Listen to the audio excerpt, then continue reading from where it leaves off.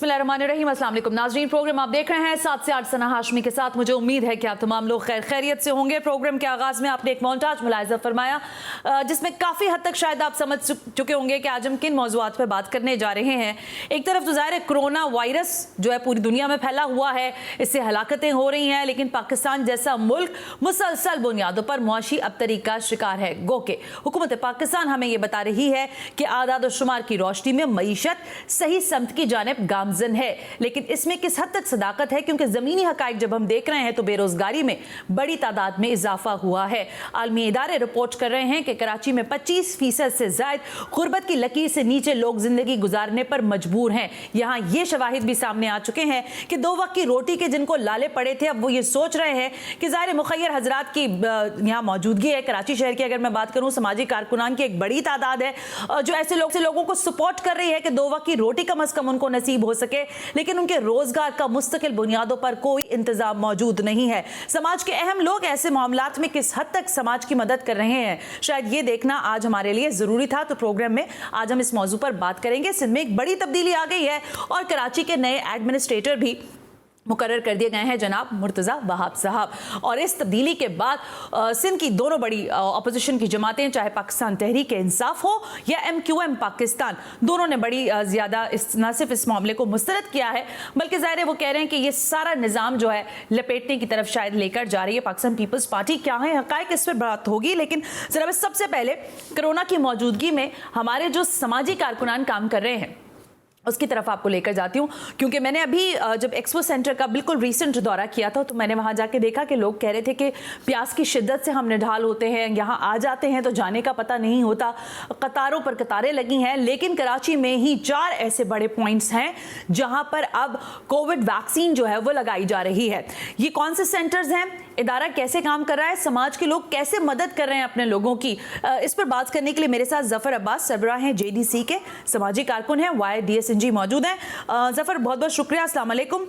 लेकिन जफर, मैं ज़ाहिर कोरोना की मौजूदगी में, क्योंकि अब ये दूसरा साल है, तो दौरान हमने देखा पिछले साल भी आपने, आपके लोगों ने अनथक मेहनत जो है वो की है, लेकिन इस सब के बावजूद आप मुझे ये बताइएगा कि इस दफ़ा एक मरतबा फिर आप लोगों ने इनिशिएटिव लिया है, कोरोना के 4 जो मरकजी सेंटर्स हैं आपने कराची में वो तरतीब दिए हैं, कहाँ कहाँ हैं ये मराकज़, ज़रा पहले इस पर हम बात कर लें। देखें, ये मराकज़ जो हैं वो लियाकताबाद में है, बिल्कुल डाकखाने के ऊपर जो JDC का फ्री डायलिसिस सेंटर है लियाकताबाद सुपर मार्केट के सामने वो है। उसके अलावा अगर देखें तो कोरंगी में जो सबसे बड़ा क्रिकेट स्टेडियम है राशिद लतीफ़ क्रिकेट स्टेडियम वो है। उसके बाद जो सऊदाबाद का सबसे बड़ा मलिर का फुटबॉल ग्राउंड है वो है। उसके बाद शाह फैसल कॉलोनी का जो सबसे बड़ा ग्राउंड है क्रिकेट का, पंजाब ग्राउंड, वो है।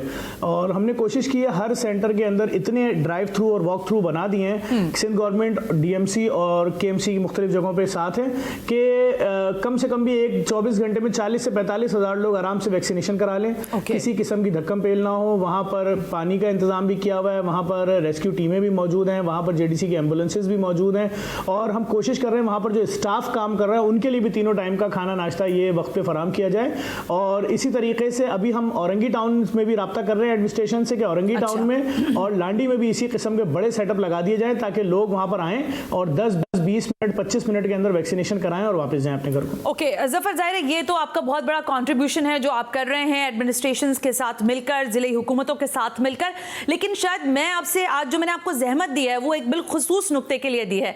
ये जो आप हमेशा लोगों के लिए खाना फराहम करने का एक जो जरिया आप और आपके जरिए ज़ाहिर मुखैर हजरात बनते हैं शहर के लिए, ये जो तरीक़ेकार है ये एक तरफ बहुत ही मार्वलस जॉब है, लेकिन आप ज़रा ये बताएं कि कितनी बड़ी तादाद में लोग 2 वक्त का खाना खाने आपके पास आ रहे हैं। मुझे पता है कि वैक्सीनेशन सेंटर्स की वजह से तो आ ही रहे होंगे, लेकिन इससे हटकर भी क्या वाकई गुर्बत की लकीर जो है वो 25% से ज्यादा बढ़ती हुई दिखाई देती है आपको?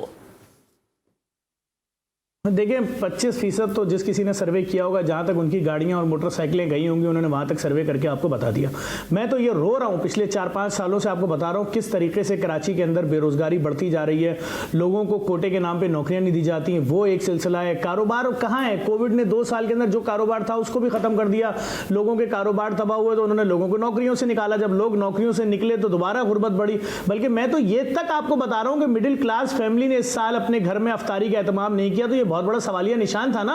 अभी बकरीद गुजरी है, क्या आपको वैसे ही रौनकें नजर आई? हर फ्लैट में, हर बिल्डिंग में, हर गली में जिस तरह टेंट लगते थे, जानवर आते थे, हर एक के घर में आता था, लोग जैसे तैसे ले आते थे, क्या वो सारे मनाजिर आपको नजर आए?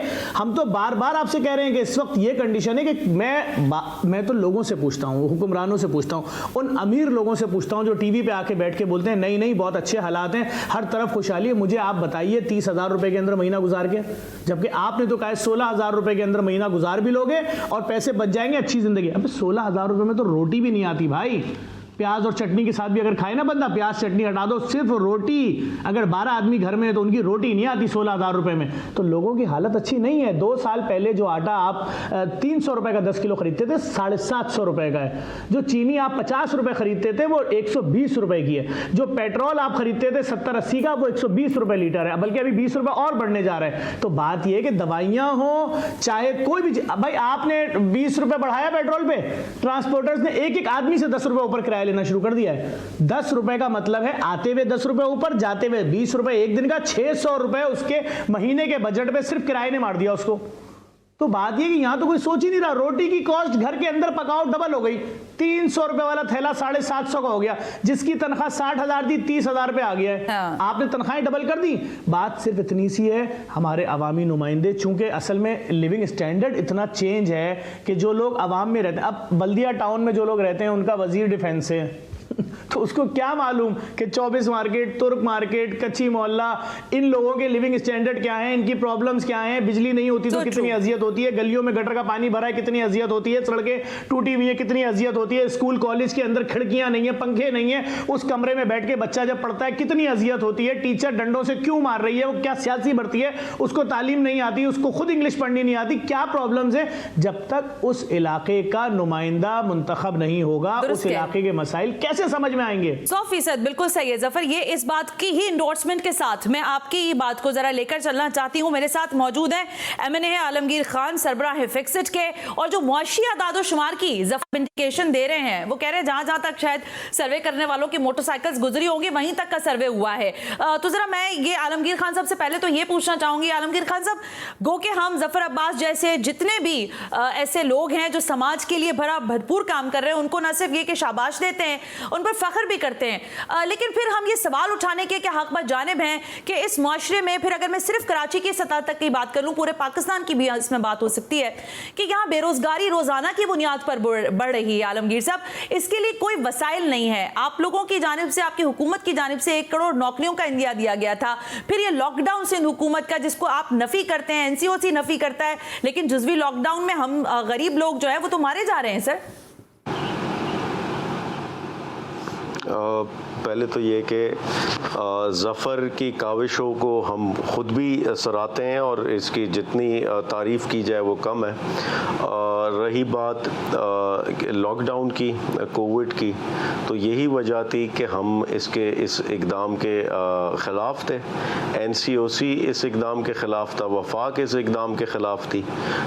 उसकी और पहले भी प्राइम मिनिस्टर का ये इन्होंने इस पर बहुत ज़्यादा जो है वो इस पर उन्होंने इसरार किया कि लॉकडाउन ना किया जाए, क्योंकि इससे दिहाड़ीदार तबका जो डेली वेजेस वाला है वो सबसे ज़्यादा मुतासिर होना है, मज़दूर तबका सबसे ज़्यादा मुतासिर होना है, लोगों के बिजनेसेस मुतासिर होने हैं। बड़ी मुश्किल से अभी कुछ इकोनॉमी में रवानी आई थी और अभी इस किस्म की चीज़ों से वो फिर से मुतासिर होनी है। और साथ ही एक आम आदमी को पुलिस बहुत तंग करती इस सारे औकात में, वो उससे बता लेती, पैसे लेती, गली चौराहों पे उसको रोकते।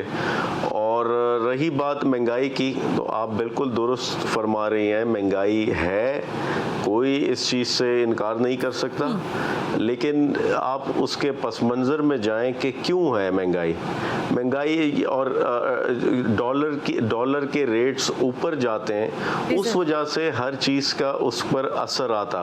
और डॉलर की कमी है मुल्क में, जो करंट अकाउंट डेफिसिट बार बार प्राइम मिनिस्टर अवाम को बताते, वो यही था कि आपके मुल्क में डॉलर्स की कमी थी, जिसको अब जो है वो बड़ी मुश्किल से अपनी इंपोर्ट्स, क्योंकि आपकी इकोनॉमी कंजम्पशन ओरिएंटेड हो गई थी। आलमगीर साहब, मैं आपकी बात को 100% दुरुस्त मान रही हूं। आलमगीर साहब, कतई कलामी की माफ़ी दीजिएगा मुझे, लेकिन आप बिल्कुल दुरुस्त फरमा रहे हैं। लेकिन मुझे याद पड़ता है, ज़ाहिर आप फिक्सेड चलाते रहे और आपने इस शहर के लिए आपने भी आवाज़ उठाई।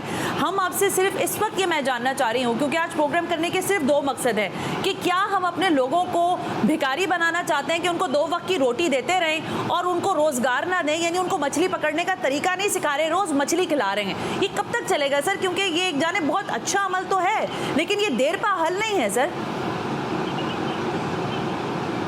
देखें, एक चीज़ समझें, एक तो मईशत से रिलेटेड रोज़गार होता है। जब आपकी इकोनॉमी में जीडीपी में ग्रोथ आएगी तो रोज़गार अपने आप बनेगा, प्राइवेट सेक्टर में मौके पैदा होंगे, तो वो तो उस चीज़ से जुड़ी है। रही बात गवर्नमेंट, मैं इस्लामाबाद में चूँकि फेडरल गवर्नमेंट है, यहाँ पर एहसास प्रोग्राम के ज़ेरे असर आप आएँ, मुख्तलिफ लोगों को स्टॉल्स दिए, माइक्रो फाइनेंसिंग की गई, लोगों को छोटे आसान कारोबार के लिए इमदाद की गई। वो कोई बहुत बड़े पैमाने पे नहीं है, लेकिन हज़ारों अफराद उससे मुस्तफ़ीद होते।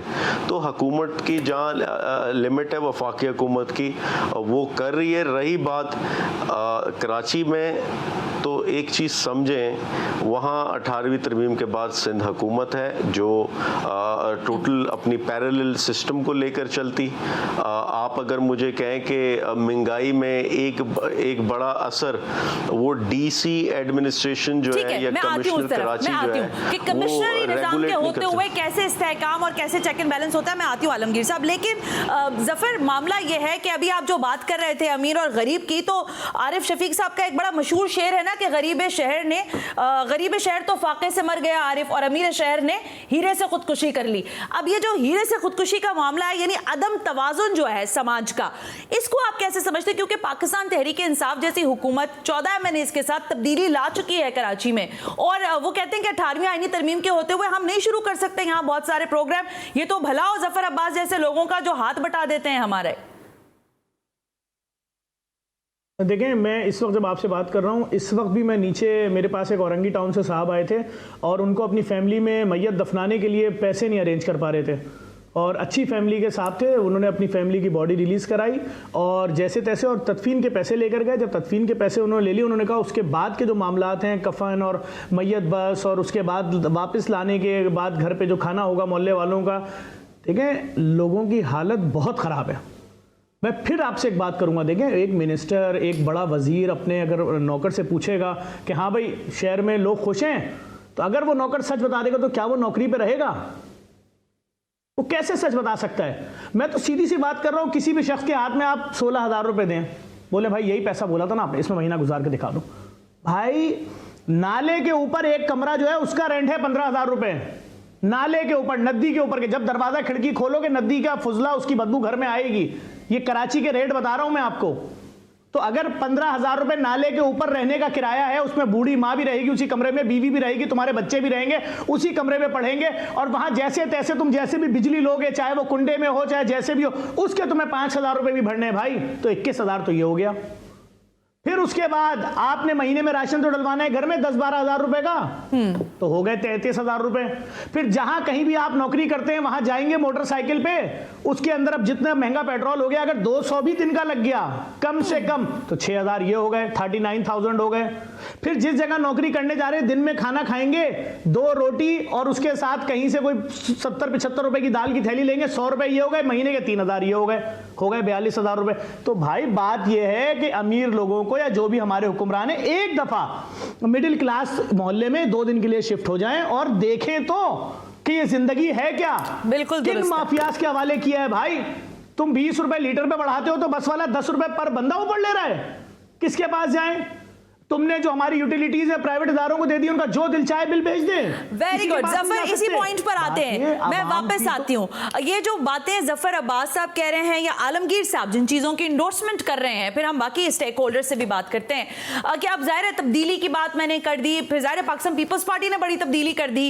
एक जगह कोरोना है, एक जगह मईशत नीचे जा रही है, लोगों के पास रोजगार नहीं है। मैं ऐसे लोगों को, कल भी मेरी एक ऐसे शख्स से मुलाकात हुई जो जाहिर है फूड डिलीवरी करने जा रहा था, मैंने रोक के उससे पूछा कि भाई तुम्हारे जूते इतने फटे हुए हैं, तो उसने कहा कि मैंने 10 साल से जूता ही नहीं खरीदा। ये तो एक आम सी बात है।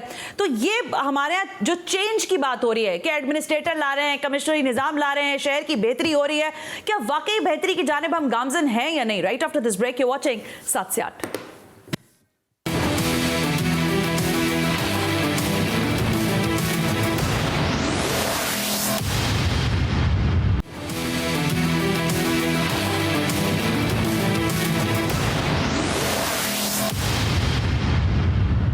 Welcome back. हम ब्रेक पर थे और ब्रेक पे जाते जाते मैंने आपसे कहा कि ज़ाहिर है तब्दीलियां आ रही हैं और कोविड के होते हुए हमारे जो समाजी लोग हैं वो बड़ा भरपूर काम कर रहे हैं, लेकिन एक और तब्दीली जिसका हम तस्करा कर रहे हैं वो आई है एडमिनिस्ट्रेटर कराची के रूप में। वो है मुर्तज़ा वहाब साहब, गो कि उनके ख़ानदान की, उनकी वालदा और वालिद साहब दोनों की बड़ी कॉन्ट्रीब्यूशन है। लेकिन इस तब्दीली के मामलात पर क्या सुनने को मिल रहा है, क्योंकि अपोजिशन ने तो इसको मुस्तरद किया है। ज़रा मैं जफर अब्बास साहब आपकी तरफ आती हूँ, लेकिन मुझे बताया गया है कि वज़ीर IT MKM पाकिस्तान के रहनुमा हैं अमीनुल हक साहब, वो मेरे साथ टेलीफोन लाइन पर आ गए। सैयद अमीनुल हक साहब अस्सलाम वालेकुम, बहुत बहुत शुक्रिया वक्त देने के लिए। ओके, अमीन साहब जैसे ही आते हैं तो हम जरा इस मामले पर बात करते हैं। अच्छा जफर, क्योंकि आप ज़ाहिर ग्राउंड पर होते हैं इसलिए मैं आपसे इस पर ज़रूर ओपिनियन लूंगी। इस शहर को कौन सा निज़ाम सूट करता है, कमिश्नरी, बल्दियाती? क्योंकि मैंने बारिशों में भी आपको देखा है और बारिशों के अलावा भी देखा है, जब कोई भी सूरत हाल हो, सैलाब आ जाए, जलजला खुदा न खास्ता कहीं आ जाए, आप ज़रूर दौड़ लगा देते हैं। कराची में तो हर वक्त ही हमें ऐसा लगता है कि झटके हो रहे हैं, कहीं सड़कें टूटी हुई हैं, किसी भी इलाके में आप चले जाएँ वहाँ पर यही सूरत हाल है। क्या वाकई पाकिस्तान पीपल्स पार्टी ने मुर्तज़ा वहाब जैसी शख्सियत को कराची का एडमिनिस्ट्रेटर तैनात करके इस बात का सबूत दिया है कि कराची की बेहतरी के लिए वो पूरी तरह संजीदा है? देखें, हम तो एक समाजी इदारा हैं, फलाही इदारा हैं। हम लोगों की मुश्किलात में उनके लिए आवाज़ उठाते हैं। अगर लोगों को प्राइवेट इदारे मार रहे हों बारिशों में, हम उसके लिए आवाज़ उठाते हैं। हम लोगों के लिए जो टूटी हुई सड़कें, उनके बच्चों के स्कूल कॉलेज जाते हुए एक्सीडेंट हो रहे हैं, बाइकें गिर रही हैं, मौतें हो रही हैं, उस पर आवाज़ उठाते हैं। लोगों के बच्चे, दुनिया के किस मुल्क में ऐसा होता है कि गटर में गिर के मर जाते हैं, उनकी लाशें 6-6 दिन बाद मिलती हैं?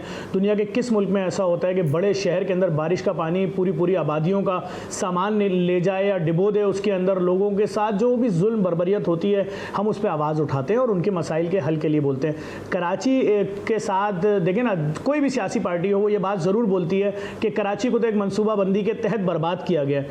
हम जो कराची में रहने वाले लोग हैं, हम जो पाकिस्तानी हैं, हम देख रहे हैं। देखें, कराची में बारिश हो, अंडरपास के अंदर पानी 60-60 फीट खड़ा हुआ है। कराची के अंदर बारिश हो, नई सड़कें बह जाती हैं। कराची में बारिश हो, 20-20 घंटे की लोड शेडिंग है। कराची के साथ तो आप देखें ना, कराची के अंदर मास्टर्स लड़का, अभी वक्फे से पहले आपने बोला, कल आपने एक फूड राइडर को रोका, उसके जूते फटे हुए थे, उसने बोला कि मैंने 10 साल से जूते नहीं खरीदे। आप मुझे बताएं, 2000 रुपए के जूते खरीद सकता है वो लड़का जिसकी बेचारा फूड राइडर किसी कंपनी में सालन, निहारी या वो कोई चीज़ सप्लाई कर रहा हो लोगों के घरों पे? उस बेचारे के लिए पहले ही मुश्किल है। देखें, ये कराची के रहने वाले लोग दिहाड़ी पे नौकरी नहीं करते थे। हाँ। ये महीने के आखिर में तनख्वाह लाते थे, घर के बड़े, बीवी या वो शख्स, उसका शौहर या उसके माँ बाप उसका बजट बनाते थे कि ये घर का किराया है या 2 बच्चे कमा रहे हैं, बाप कमा रहा है, सब पैसा मिलकर जोड़ते थे। उसके बाद तय करते थे कि ये घर का किराया चला गया, ये बिल चला गया, इस महीने पैसा कम है तो इस महीने फल नहीं खाएंगे, दवाइयों में कमी ले आओ, थोड़ा सस्ता वाला चावल ले आओ, ये बनता था राशन। आज कराची का लड़का, मास्टर्स किया हुआ लड़का, कंपनियों में सालन और निहारी सप्लाई कर रहा है, वो बेचारा रात में घर जाता है, पैसे जोड़ता है कि आज की मेरी दिहाड़ी लगी है 350 रुपए। आज मैं ईद उल फितर की चांद रात में एक बहुत बड़ी कंपनी के लोगों से मिला तो वो लड़के बोल रहे हैं कि हमारे साथ इतनी सख्ती हो गई है कि पूरे महीने में हमारी दिहाड़ी बनी है 4,500 रुपए पूरे महीने की। तो 4,500 रुपए में मखरूज हो गया घर के किराए का भी। और दूसरी बात, भले वो मोटरसाइकिल चलाता हो किसी कंपनी में, कराची के लोगों ने, आम पढ़े लिखे लोगों ने ये नहीं सोचा था कि हम दिन भर मोटरसाइकिल चलाएंगे, लोगों को बैठा के, ये मास्टर्स और ग्रेजुएट लड़के की बात कर रहा हूं मैं आपसे, और उसके बाद दिन भर सोचूंगा कि पहली राइड में 40 रुपए बचे, दूसरी राइड में 70 रुपए बचे, तीसरी राइड में 100 रुपए बचे, और ये मैं अपने बच्चे का दूध खरीदने गया शायद। लेकिन ये होना, और मुझे अंदाजा है जिस तरह से आप बयान कर रहे हैं ये बिल्कुल ऐसे ही है। लेकिन अमीनुल हक साहब, आप ज़ाहिर इस पर आपकी जमात बड़ी अबादी है कि शहर में बेरोजगारी है, इस शहर के लड़कों को, इस शहर के बच्चों को, नौजवानों को रोजगार फराहम नहीं किया जाता। लेकिन कराची का ही एक बासी जो है अब वो एडमिनिस्ट्रेटर तैनात किया गया है, तो इसको तो आपको वेलकम करना चाहिए और आपको सोचना चाहिए कि अब शहर बेहतरी की जानिब जाएगा। क्या ऐसा नहीं है अमीनुल हक साहब? मेरा ख्याल है कि पिछले 3 दहाइयों से हम पाकिस्तान पीपल्स पार्टी से, और बिल्कुल पिछले 14 साल से इस बात की हमेशा तवक्का रखते चले आ रहे थे कि यकीनन जब ये हुकूमत में रहेंगे और मुसलसल हुकूमत में मौजूद है तो इनकी तरफ से कुछ न कुछ बेहतरी आएगी। अच्छा। लेकिन जबानी तौर पे तो हमें नजर आया, ठीक है, लेकिन अमलन किसी जगह पे नजर नहीं आया। अब होना क्या जा रहा है, आप ये देखें कि अब से मेरा ख्याल है कि चंद महीनों के बाद इंशाअल्लाह ताला लोकल गवर्नमेंट के इलेक्शन होने जा रहा है। क्या लोकल गवर्नमेंट के इलेक्शन से पहले इस तरह का कंडे इस्तेमाल करना मुनासिब है? मैं समझता मुनासिब नहीं है। इसी तरीके से अगर पूरे दुनिया में देखेंगे तो जमहूरी माशरे में शहर का नज़म जो है वो एडमिनिस्ट्रेटर नहीं चलाता है बल्कि मेयर चलाता है। तो मैं समझता हूँ कि पाकिस्तान पीपल्स पार्टी की जो ख्वाहिश चली आ रही थी पिछले 1970 की दहाई से लेकर अब तक कि किसी तरीके से कराची पे हुक्मरानी करे, हैदराबाद पे हुक्मरानी करे, शायद वो उन जिसे कहते हैं कि ख्वाबों को देख रहे हैं। लेकिन आपको भी पता, पूरे पाकिस्तान को पता है कि 2015 दिसंबर में जब लोकल गवर्नमेंट का इलेक्शन हुआ तो कराची के अवाम ने पाकिस्तान पीपल्स पार्टी को मुकम्मल तौर पर मुस्तरद किया। और इसके बाद आप देखिए कि मुख्तलिफ अगर सीजीएस के इलेक्शन होते हैं, जो मुख्तलिफ बड़े बड़े सनती इदारे हैं, वहाँ पर भी उनको मुस्तरद किया जाता है। इसी तरीके से मैं समझता हूँ कि होना क्या चाहिए था कि आप जो मुख्तदर हल्के के साथ जो हमारी मीटिंग भी हुई थी, जिसके अंदर जिससे बल्कि मैं आपको थोड़े लफ्जों में बात कर लेता हूँ कि कराची ट्रांसफॉर्मेशन प्लान के हवाले से, जिसमें वफाकी हुकूमत भी मौजूद थी और सूबाई हुकूमत भी मौजूद थी और मुख्तदर हल्के मौजूद थे। वहाँ पर भी एक कंसेंसस ब्रिटेन में एक कंसेंसस डेवलप हुआ था जबानी तौर पर कि एक ईमानदार, दयानतदार, अच्छे ऐसे बैरिकेड को जिसकी रिपुटेशन बहुत अच्छी है उसको तैनात किया जाएगा। लेकिन मैं समझता हूँ कि उनकी जो मुर्तज़ा वहाब की तैनाती है, इसको एमकेएम पाकिस्तान एक सियासी हथकंडे के तौर पर समझती है और समझती है कि वो जो वादा किया गया था कि एक ईमानदार, दयानतदार और पढ़ा लिखा जिसे कहते हैं कि एडमिनिस्ट्रेटर को, बैरिस्टर को तैनात किया जाएगा, उसकी दस्तियां भी चली जा रही है। तो एमकेएम पाकिस्तान, मुझे मुर्तज़ा वहाब की ज़ात से कोई गिला नहीं है, ठीक है, अच्छे इंसान है, समझदार इंसान है, पढ़े लिखे इंसान है, यकीनन होंगे, लेकिन जो सोच वो एलिजिबल नहीं है। आप कह रहे हैं कि वो एलिजिबल नहीं है अमीन साहब? दैट्स करेक्ट कि वो एलिजिबिलिटी पे पूरा नहीं उतरते। लेकिन अमीन साहब, अभी जफर और मैं और बाकी अभी आलमगीर साहब भी हमारे साथ थे, हम ये कह रहे हैं कि हमने तो इस शहर में जब बारिशें आती हैं तो पूरा शहर डूब जाता है और उसके साथ साथ दीगर और मसाइल ऐसे हैं, यानी बिजली आती नहीं है, सड़कें टूटी हुई हैं, तालीम का हम तो रोना छोड़ दिया हमने, सेहत के मसाइल हमारे सामने, कोरोना है और कोरोना के साथ लोगों की मुआशी अबतरी है। तो क्या सियासी पसंदीदगी और नापसंदीदगी से हटकर क्या कोई फैसला कराची के हक में आप करवा सकते हैं बतौर इत्तेहादी पाकिस्तान तहरीक इंसाफ? देखिए, मैंने जफर के आलमगीर की गुफ्तगू सुननी पाया हूँ और यकीनन जफर इस शहर का बेटा है और उसकी कंट्रीब्यूशन इस शहर के हवाले से बहुत है और हम सब इसका एहतराम करते भी है और हमेशा इसकी चीजों को अप्रिशिएट भी करते हैं। जहाँ तक आपने पूछा कि as a political partner team क्या कंट्रीब्यूट कर सकती है, देखिए हमारी तो शुरू दिन से ख्वाहिश है कि शहर को, हैदराबाद को या अर्बन सिंध को बेहतर से बेहतर सूरत हाल किया जाए। और आप देखिए कि जब एमओयू हमने साइन भी किया तो हमने वजारत, मशीर या गवर्नरशिप की बात नहीं की, बल्कि हमने हर मौके पे इस बात की, आपका चैनल गवाह होगा कि हमने हर मौके पे क्या बात की कि अर्बन डेवलपमेंट पैकेज की बात की। और अगर 1.1 बिलियन रखा दिखता है और न सिर्फ ये उस पर आप देखें कि मेरा ख्याल कहीं न कहीं पे काम होता हुआ नजर भी आ रहा है आपके पास डिस्ट्रिक्ट सेंट्रल के 4 फ्लाईओवर है। आपने देखा कराची के अवाम को 52 जिसे कहते हैं कि फायर टेंडर का तोहफा दिया गया, किसने दिया? ये वफाकी हुकूमत की जिम्मेदारी नहीं बनती थी। इसी तरीके से मेरा ख्याल केपुर के मंसूबे पे जो काम शुरू हो रहा, पानी के देना, पानी कराची के शहरी को पानी देना किसकी जिम्मेदारी थी? हुकूमत की थी, लेकिन वफाक ने तमाम अमीन भाई आप मुझसे बेहतर, क्योंकि आपकी नब्ज जो है ना वो कराची के हर इलाके पर है। मैं अगर गलत बोलूंगी तो आप मुझे पकड़ लेंगे, इसी तरह जफर भी।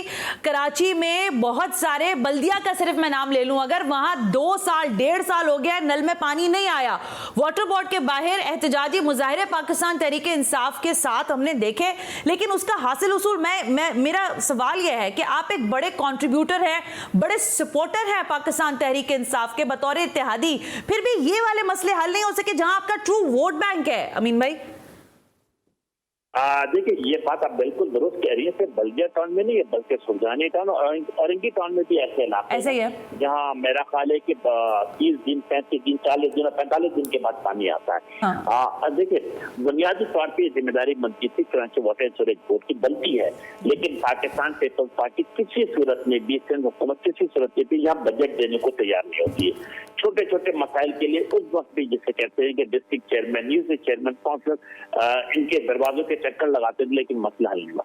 अब हम समझते हैं कि इस बजट में भी जो आप देखेंगे कि जो पीएसडीपी में अगर आप देखेंगे तो इसके ऊपर 15 अरब रुपए अलग, यानी कि 1.1 ट्रिलियन के अलावा भी 15 अरब रुपए रखे गए। और पहली दफा पाकिस्तान की सियासी तारीख में अगर आप पीएसडीपी पढ़ेंगी तो उसके ऊपर बाय नेम रखा गया है कि सड़कों बनाने के लिए, नालियां बनाने के लिए, इलाकों में पानी देने के लिए इतने अरब रुपए रखे गए। ये ना सिर्फ डिस्ट्रिक्ट सेंट्रल है बल्कि डिस्ट्रिक्ट वेस्ट भी है, डिस्ट्रिक्ट साउथ भी है, डिस्ट्रिक्ट ईस्ट भी है। सना, मैं आप समझते हैं, मेरा ख्याल जफर भी इस बात से एग्री करेगा कि वफाकी हुकूमत की जिम्मेदारी नाली बनाना, पानी देना है, सड़कें बनाना नहीं है। लेकिन चूंकि सिंध हुकूमत की नाहल दहेज करप्ट हुकूमत सिंध के अवाम को कराची। अमीन भाई आप बिल्कुल सही कह रहे हैं, मैं आपकी कथा कलामी नहीं करना चाहती, आपकी कथा कलामी नहीं, मुझे ब्रेक पे जाना है। ब्रेक से वापस आकर मैं इसी को कंटिन्यू कर लूंगी। जफर साहब से जरा मुझे ये पूछने दें, फिर मैं ब्रेक पे जाती हूँ। जफर, अब ये बात तो हकीकी है ना कि देखें नालियां बनाना और ये सारा काम जाहिर है मिनिस्टर्स का नहीं है, लेकिन आपने नहीं देखा, क्योंकि मैंने तो देखा है किसी हद तक कि जलसों में यही दावे होते हैं, स्टेज पे खड़े होकर यही कहा जाता है कि आपके इलाके की तकदीर आपका एमएनए बदलेगा। ऐसा है कि नहीं जफर? देखिए, मैं तो आपसे फिर कह रहा हूँ, कराची वो शहर था जिसको पूरा पाकिस्तान नहीं पूरी दुनिया में इसका नाम था आबादी के लिहाज से। आज देखें ना, आज कराची की आबादी जो सामने आ रही है वैक्सीनेशन के नाम पे, क्यों 4.5 और 5 करोड़ की बातें हो रही हैं?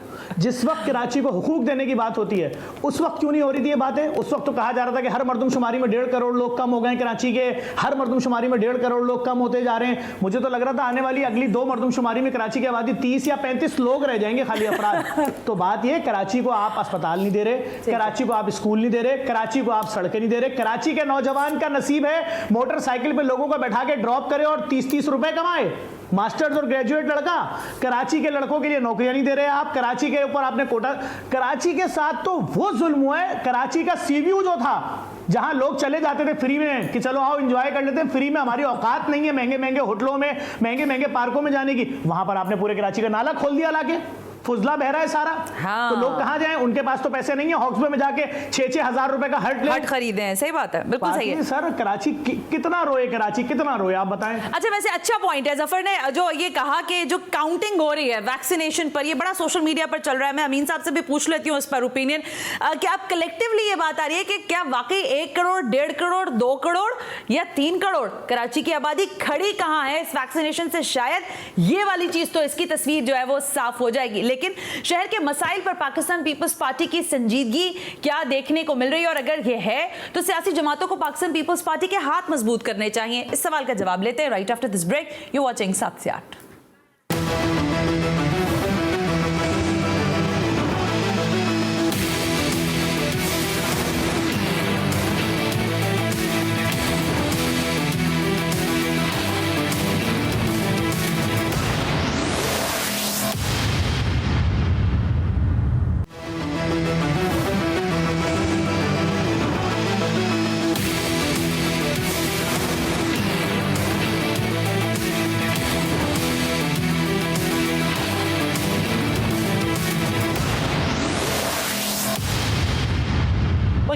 नाज़रीन, हम ब्रेक पर थे और ब्रेक पे जाते जाते मैंने आपसे कहा कि एक जानिब तो जाहिर है जब कोरोना वायरस है इसकी मौजूदगी से सभी परेशान हैं, लेकिन कुछ जगह से इशारे मिल रहे हैं कि कराची में जो वैक्सीनेशन हो रही है उससे शायद सही मरदमशुमारी जो है वो सामने आ जाए। लेकिन इसी तनाजुर में एक और सवाल भी है और इसमें किस हद तक सदाकत है मैं ज़रा जफ़र से पूछ लूँगी, क्योंकि कहीं ना कहीं बताया जा रहा है कि अगर आपके पास थोड़े पैसे हों तो आपको जाली वैक्सीनेशन कार्ड भी दस्तयाब हो रहा है कराची में। पहले ज़रा अमीन साहब की तरफ जाती हूँ, फिर मैं आती हूँ जफर अब्बास की तरफ।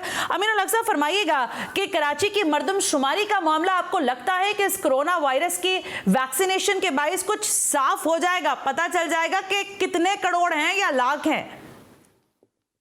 देखिए, मेरा ख्याल है कि ये तो अगर आप इलेक्शन कमीशन ऑफ पाकिस्तान का डाटा उठा के देखेंगे, नादरा का डाटा उठा के देखेंगे, तब भी पता लग रहा होता है कि आबादी 2 करोड़ से ज्यादा, 2.5 करोड़ से ज्यादा आबादी है। साथ साथ जो मुख्तलिफ चीजें हैं कि कराची में रोजाना कितनी तादाद में कूड़ा करकट पैदा होता है, ये 15,000 टन से ज्यादा पैदा होता है। इससे भी अंदाजा हो रहा था कि आबादी का तनासब क्या है। तो मैं समझता हूँ कि ये तमाम चीज इंडिकेटर मौजूद है। अब सबसे इम्पोर्टेंट चीज है वैक्सीनेशन भी। मैं समझता हूँ कि ये बहुत अच्छी बात है कि जो एलियन है, जो बर्मीज है या अफगानीज है, उनके हवाले से भी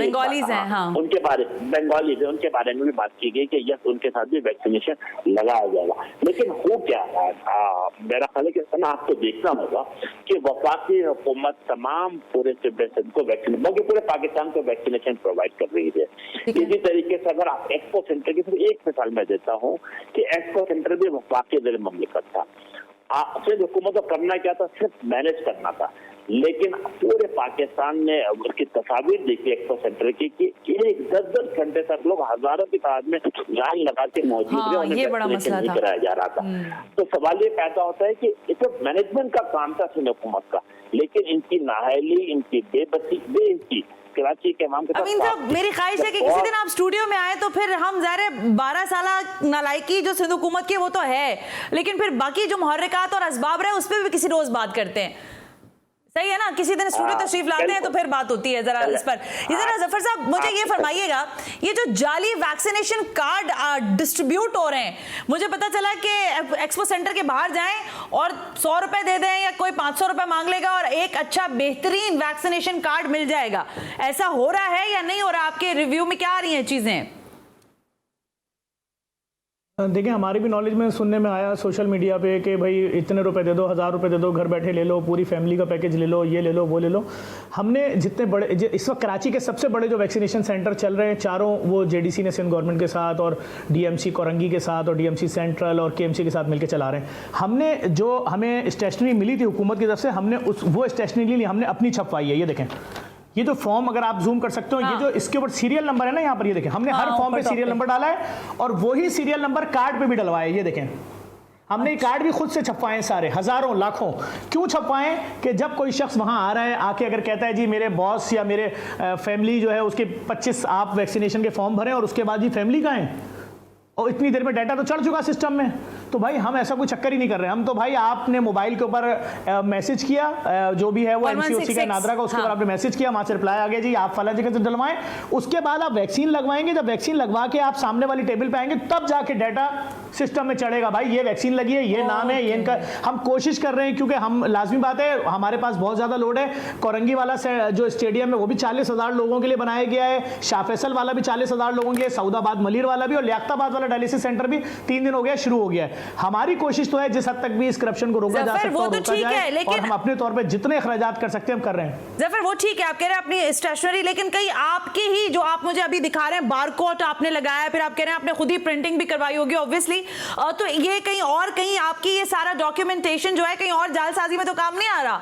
क्योंकि यहाँ तो बड़े आराम से 2 मिनट में मुख्तलिफ चीजें बन जाती हैं। कैसे काम आएगा? देखिए, मैं आपको हमने वो देखें, हमने तो सिर्फ ये कंफर्म करना है ना कि जो शख्स आया है, जिसने यहाँ पर ये फॉर्म सारे भरवाए हैं, 6 डॉक्टर, उसके वैक्सीन लगेगी तो उसके बाद सिस्टम पे चढ़ेगा। हमने तो इतना स्ट्रिक्ट कर दिया है निजाम। लेकिन बात यह है कि अगर कहीं कुछ हो रहा है तो मैं उसके बारे में क्या बोल सकता हूँ? हम जितना सपोर्ट कर सकते हैं, इन सब चीजों में पैसा लग रहा है। हो रहा है कि नहीं हो रहा, ये तो बताएं। देखिए सोशल मीडिया पे इस किस्म की चीजें सामने आ रही है। मैं तो खुद 24 आवर इस सिस्टम में फंसा हुआ हूं। मेरे अभी तक जाती मेरा कोई इस किस्म का वो नहीं हुआ है। हाँ, जब लोग सिस्टम पे आते हैं उनके लिए कुछ मुश्किलात आ रही हैं जो सामने नजर आती हैं, जी पहले से हुआ है, वो सिस्टम की प्रॉब्लम है, किसी की शनाख्ती कार्ड की प्रॉब्लम है, फिर उसको 1166 पे कॉल करवाते हैं, वो सब मसले हल कर रहे हैं। बहुत लोड है। आप अंदाजा लगाएं, एक्सपो सेंटर का लोड डिवाइड किया हमने शहर में चारों तरफ। Well done Zafar for this. बिल्कुल ठीक कह रहे हैं कि आपने वाकई वो जो पूरा लोड था उसको ज़ाहिर है डिस्ट्रीब्यूट किया है। And thank you very much कि आप जैसे नौजवान इस शहर कराची में रहते हैं और इनके लोगों की यहाँ इस शहर की खिदमत कर रहे हैं। अमीनुल हक साहब से भी आज हमने बात की। कोशिश मेरी ये थी कि ज़रा मुर्तज़ा भाब साहब से भी बात कर लेते हैं, क्योंकि ज़ाहिर है नए नवेले एडमिनिस्ट्रेटर बने हैं, लेकिन लगता यह है कि मसरूफियात अभी बहुत ज़्यादा हैं। सो मुस्तकबिल करीब में ज़रा पूछ ही लेंगे कि कराची का नक्शा बदलने के लिए जो इस दफ़ा बीड़ा उठाया गया है, क्या ये वाकई किसी मंतकी अंजाम तक कराची शहर को पहुँचाएगा, उसकी बेहतरी में कोई मस्बत किरदार अदा कर सकेगा या नहीं। आज के प्रोग्राम से सना हाशमी को इजाज़त दीजिए। अल्लाह हाफ़िज़।